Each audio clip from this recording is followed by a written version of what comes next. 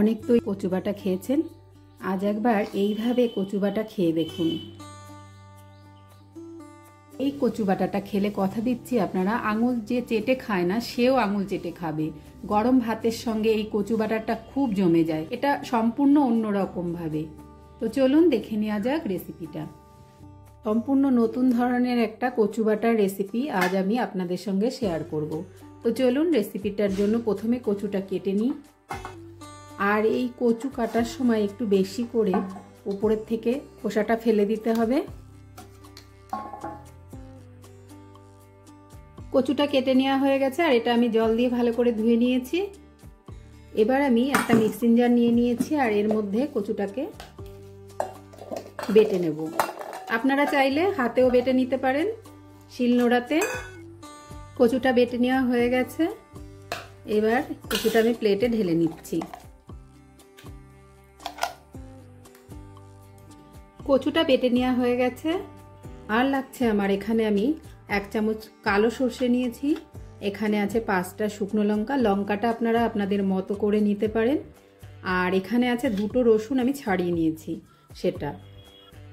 এবার আমি রসুন আর সর্ষেটাকে বেটে নেব আর বাকি রান্নাটা করতে করতে দেখিয়ে দিচ্ছি। উনানে কড়াই বসিয়ে দিয়েছি গরম হতে। এবার দিয়ে দিচ্ছি সর্ষের তেল, 2 চামচ মতো তেল দিয়ে দিলাম এখানে। তেলটা হালকা গরম হলে এখানে দিয়ে দিচ্ছি একটু লবণ।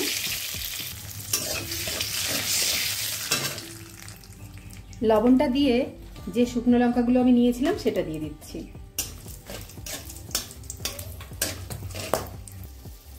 এইভাবে তেলে একটু লবণ ফেলে শুকনো লঙ্কা ভাজলে লঙ্কাটা খুব মুচমুচে হয় আর এটা গায়ে ছিটকায় না। তো এর লঙ্কাটা আমার ভেজে নেওয়া হয়ে গেছে, তুলে নিচ্ছি। এবার ওই তেলে দিয়ে দিচ্ছি 1/2 টিস্পুন কালো জিরে, সঙ্গে দিয়ে দিচ্ছি রসুন আর কালো সর্ষেটা বেটে রেখেছিলাম সেটা।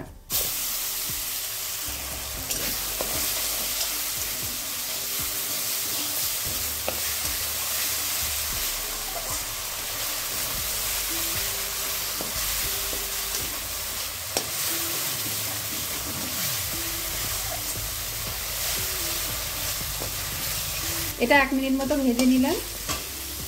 এবার দিয়ে দিচ্ছি কচু বাটা।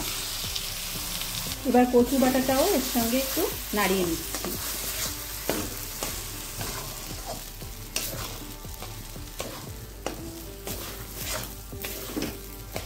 কচু বাটাটা দিয়ে ভালো করে মিশিয়ে নেব।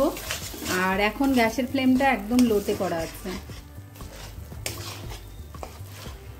কচু বাটাটা দিয়ে 30 সেকেন্ড মতো ভেজে নিয়েছি। এবার দিয়ে দিচ্ছি 1/2 চামচ লবণ। আগে লবণ একটু দেওয়া আছে, লবণটা বুঝে দিতে হবে।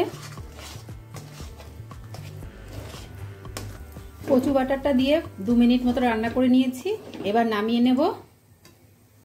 এবার নিয়ে নিয়েছি একটি থালা আর এর মধ্যে আমি লঙ্কাটাকে গুঁড়ো করে নেব।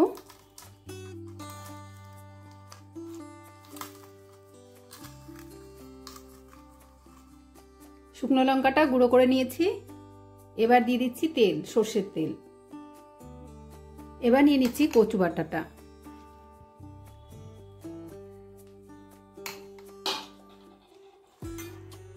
শুকনো লঙ্কা আর সর্ষের তেলের সঙ্গে ভালো করে কচু বাটাটাকে মিশিয়ে নিচ্ছি। আর এই কচু বাটাটা একদমই অন্যরকম লাগবে খেতে। এখানে লবণ আমি দিচ্ছি না, কারণ লবণ আমার 2বার দেওয়া আছে।